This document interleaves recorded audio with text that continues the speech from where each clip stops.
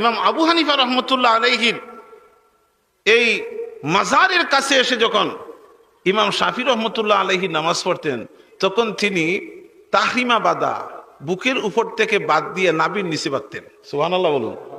খেয়াল করুন, ইমাম শাফির মযহবের রীতি এবং নীতি হলো ইমাম সাহেব গায়রিল মাগদুবি আলাইহিম ওয়ালাদ দাল্লিন বলার সাথে সাথে ইমামও জুরে বলেন আমিন, মুক্তদিও বলেন জুরে আমিন। কিন্তু ইমাম আবু হানিফার কবর জিয়ারতে যখন আসতেন, আশপাশে যখন নামাজ পড়তেন, তখন ইমাম শাফি নিজেও আস্তে আমিন বলতেন, মুক্তদি যারা আছেন ওরা দেখে দেখে আস্তে আমিন বলতেন।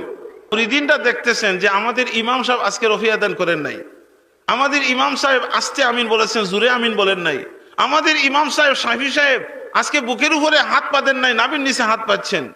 তখন মুরিদিনরা বলতেছেন, হুজুর আজকে ইমাম আবু হানিফার মাজার জিয়ারতে এসে কি আপনি ইমাম আবু হানিফার সাথে সালেন্ডার করে ফেললেন, আত্মসমর্পণ করে বললেন